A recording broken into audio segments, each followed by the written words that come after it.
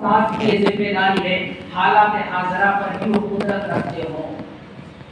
مثال کے طور پر ہمارے پاس عربی کے بچے پڑھ رہے ہیں اور اب وہ اس معیار پر ہیں کہ وہ بچے باہر جا کر کے قائدانہ کردار ادا کر سکتے ہیں.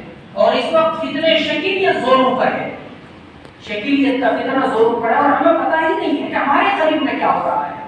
ہمیں یہ پتہ ہی نہیں کہ شکیلیت کیا چیز ہے, وہ کس طرح سے بھولے بھالے نوجوانوں کو بہکا رہا ہوتا ہے. ہمیں پتہ ہی نہیں ہے, تو ہم بچوں کی ذہن سازی کیسے کریں گے؟ جب بچوں کی ذہن سازی نہیں کریں گے تو ہمارے بچے کس طرح سے پیدا ہوں گے؟ تو کیا یہ ضروری نہیں ہے کہ ہم حالات حاضرہ پر بھی قدرت رکھیں؟ ایک مدرسہ ہے, اس مدرسے کے 1 کلومیٹر تک کیا ہو رہا ہے ہمیں پتہ ہی نہیں ہے. ایک مدرسہ ہے, اس کے 1 کلومیٹر تک ہمارے بچے ایسے ہیں جہاں کے لیے پڑھائی کا کوئی انتظام نہیں ہے. یہ ہماری ذمہ داری نہیں ہے, یہ ہم سب کی ذمہ داری کا حصہ ہے. اور آخری چیز نفسیات میں ماہر ہونا, نفسیات سے واقف ہونا بہت ضروری ہے. وہ پہلے کا زمانہ تھا کہ جب یہ گارجین جب بچوں کو لے کے آتا تھا تو یہ کہتا تھا کہ ہڈی ہماری گوشت کا آپ کا. آج ایسا نہیں ہے.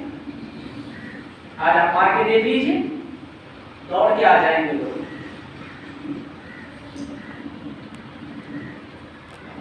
نبی کریم سرکار دو جہاں صلی اللہ علیہ وسلم کے پاس ایک شخص حاضر ہوتا ہے اور وہ کہتا ہے کہ اللہ کے رسول پیارے نبی محمد مصطفیٰ صلی اللہ علیہ وسلم مجھے زنا کرنے کی اجازت دے دیجیے. اگر یہ ہمارے سامنے میں کوئی کہہ دیتا تو ہمارا کیا جواب ہوتا؟ آپ صلی اللہ علیہ وسلم کے پاس جب اس شخص نے کہا, حضرات صحابہ کرام موجود ہے وہاں جو آپ پر اپنی جان نچھاور کرنے کے لیے تیار تھے, وہ تو ایسا لگا کہ جیسے ٹوٹ پڑے, مگر آپ صلی اللہ علیہ وسلم نے صبر کا مظاہرہ کیا اور آپ نے کہا کہ کوئی بات نہیں. آپ نے ان کو قریب بلایا کہ ادھر آؤ, اور آپ نے کہا بڑے پیار سے بڑی محبت سے آپ نے کہا کہ تمہاری ماں کے ساتھ اگر کوئی زنا کرے کہ حضور ہم پسند نہیں کریں گے. اچھا تمہاری بیٹی کے ساتھ اگر کوئی زنا کرے حضور ہم پسند نہیں کریں گے. اچھا تمہاری بہن کے ساتھ اگر کوئی زنا کرے حضور ہم پسند نہیں کریں گے. اس طرح سے ایک ایک نام لے کر کے آپ صلی اللہ علیہ وسلم نے پوچھا. ہر سوال کے جواب میں کہا کہ ہم پسند نہیں کریں گے. آپ صلی اللہ علیہ وسلم نے اس سے کہا کہ سنو, تم جس سے یہ کام کرنا چاہتے ہو اس کے بھی بھائی ہے, اس کا بھی باپ ہے, وہ بھی کسی کی بیٹی ہے, وہ بھی پسند نہیں کرے گا کہ اس کی بیٹی کے ساتھ, اس کی ماں کے ساتھ, اس کی بہن کے ساتھ ایسا ہو. فوراً شرمندگی ہوئی. نبی کریم سرکار دو جہاں صلی اللہ علیہ وسلم نے اسی پر اکتفا نہیں کیا بلکہ سینے پر ہاتھ رکھا اور آپ نے کہا کہ یا اللہ اس کے قلوب کو پاک کر دیجئے اور اس کے گناہوں کو مٹا دیجئے. راوی جو حدیث بیان کرتے ہیں وہ آگے کہتے ہیں کہ اس کے بعد پھر زندگی میں کبھی کوئی غلطی نہیں کیا اور نہ کبھی اپنی زبان سے بولا. اس کو کہتے ہیں نفسیات کا ماہر ہو. اس انداز سے ہمیں اپنے بچوں کی تربیت کرنی پڑے گی. اگر ہم ایسا نہیں کرتے ہیں تو یاد رکھیے ہم سب بہت برے دور سے گزر رہے ہیں. آج جو مدرسوں کی صورتحال ہے, جہاں پر 1,000 بچے پڑھ رہے تھے, آج وہاں 500 بچے بھی پڑھنے کے لیے تیار نہیں ہے. جہاں 500 تھے وہاں 200 بچے بھی نظر نہیں آ رہے ہیں. صورتحال انتہائی تکلیف دہ ہے. ایسے میں ضروری یہ ہے کہ ہمیں نبی کریم سرکار دو جہاں صلی اللہ علیہ وسلم کے اسوہ اور طریقے کو ہم سب کو اپنانا پڑے گا. اور ہر معلم کی یہ ذمہ داری ہوگی کہ وہ یہ نہ سمجھے یہ کام معتمم کا ہے. ہو سکتا ہے جو انتظامی امور سے متعلق چیز ہے, ایک معتمم کی ذمہ داری ہے کہ وہ بھی کشادہ ضربی کا ثبوت پیش کریں. یہ ان کی بھی ذمہ داری ہے کہ وہ یہ سوچیں کہ آج کے حالات کے اعتبار سے جو ضرورت ہے وہ ضرورت کی تکمیل ہو. یہ بھی ضروری ہے, ایک معتمم کا کام ہے.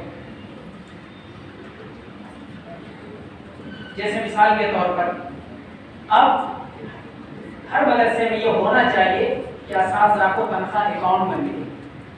اگر اکاؤنٹ سے آپ تنخواہ نہیں دے رہے ہیں تو آنے والا کل خطرناک ہو سکتا ہے اور آپ ذمہ دار مدرسہ گرفت میں آ سکتے ہیں۔ اس لیے سیلری اکاؤنٹ سے دیا جانا چاہیے، اور جب سیلری اکاؤنٹ سے دی جائے گی تو اگر آپ اتنی تنخواہ دے رہے ہیں کہ جو ایک عام مزدور کو بھی نہیں کیا جا سکتا ہے، تو اس میں بھی سرکاری اعتبار سے آپ کی گرفت ہوگی، آپ کی پکڑ ہوگی۔ یہ ساری چیزیں جو آج کے اعتبار سے بہت ضروری ہے۔ ایک مدرسہ ہے، مدرسے کا نظام کیسا ہونا چاہیے؟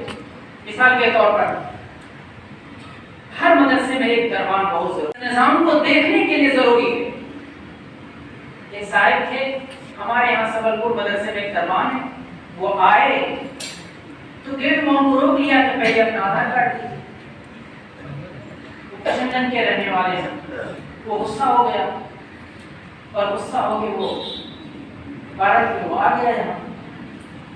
رمضان میں وہ رقم دیتے تھے مدرسے میں، جب میں گیا تو انہوں نے انکار کر دیا، کہا کہ آپ یہاں تو یہ نظام ہے۔ تو ہم نے کہا بھائی اس میں غلط کیا ہے؟ یہ تو اچھا ہے، یہ تو ضروری ہے، سرکاری اعتبار سے بھی ضروری ہے۔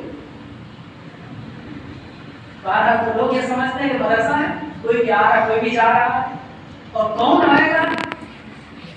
اب آپ کی نگاہ اس پر بھی ضروری ہے۔ اسی طرح سے کیمرہ کا انتظام، سی سی ٹی وی کیمرہ آج کی ضرورت ہے کہ مین گیٹ پر، جگہ جگہ پر ایک طالب علم کہاں جا رہا ہے کہاں نہیں جا رہا ہے، بہت سے لوگ بیٹھے ہوئے ہیں جو آپ کے بچے کو اچک لیں گے اور آپ اس کے ظلم آ جائیں گے۔ یہ چیزیں وہ ہیں جو ضروری ہے۔